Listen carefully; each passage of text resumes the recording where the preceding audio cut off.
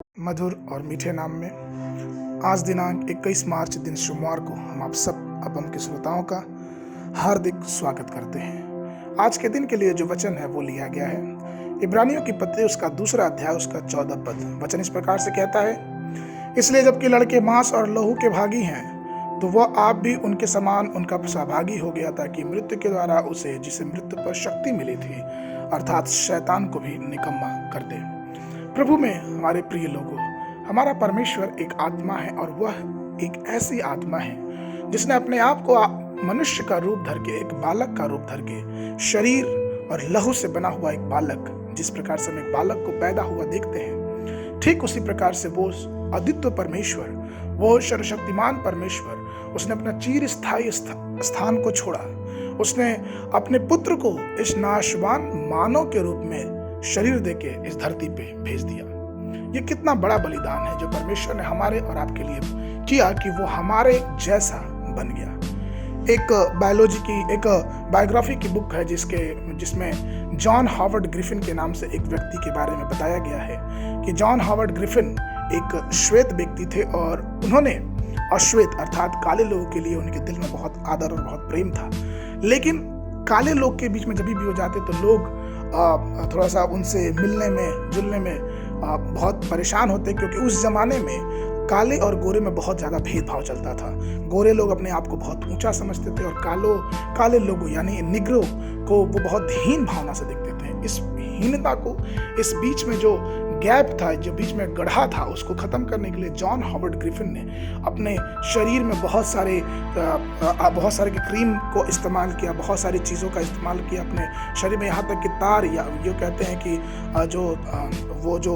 सड़क पे टार बिछाया जाता है उस पे उन्होंने लपेटा अपने स्किन को काला करने के लिए। और एक समय ऐसा है कि उन्होंने अपने शरीर को गोरे से काला कर लिया, अपने स्किन जो थी, अपनी जो चमड़ी थी, उन्होंने अपने आप को काला कर लिया। अब वो काले लोगों के बीच में जाते, आसानी से उनको प्रभु के बारे में समझाते, सिखाते और उनके प्रति लोगों के मन में प्रेम जगने लगा। लेकिन ठीक उसी समय जो गोरे लोग थे उनके मन में जॉन हॉवर्ड ग्रिफिन के लिए बहुत तुच्छता और बहुत ही अपमान उनके हृदय में पनपने लगा और वो बहुत बुरी बातें ग्रिफिन को बोलने लगे। तो कहने का तात्पर्य यह है प्रियो कि जब एक मनुष्य एक दूसरे मनुष्य को जो हीन भावना लोग ने भर गई, लेकिन फिर भी उसने उस प्रेम के लिए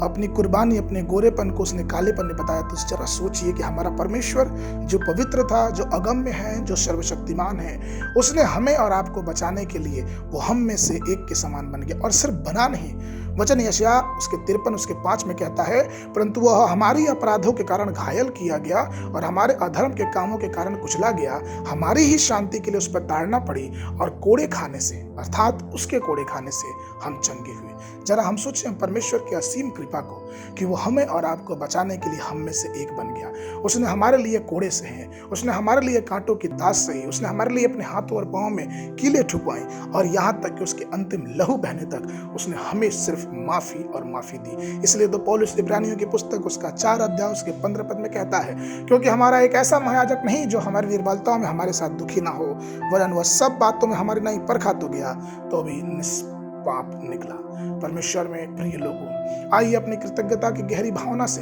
उस परमेश्वर के बलिदान को, जो स्वर्ग का मालिक है, जो जहां का मालिक है, जो पूरे यूनिवर्स का, जो पूरे ब्रह्मांड के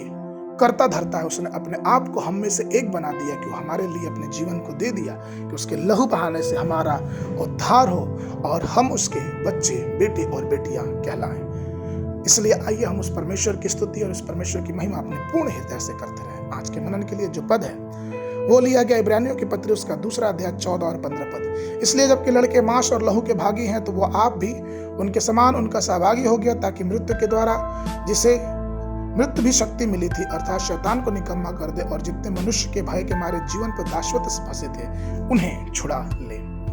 बाइबल पढ़ने का अध्ययन सुबह के समय यहोशू की पुस्तक उसका 7, 8 और 9 अध्याय, शाम के समय लूका रचित सुसमाचार उसका पहला अध्याय 21 पद से लेकर 38 पद तक। परमेश्वर आप सबको आशीष देवे।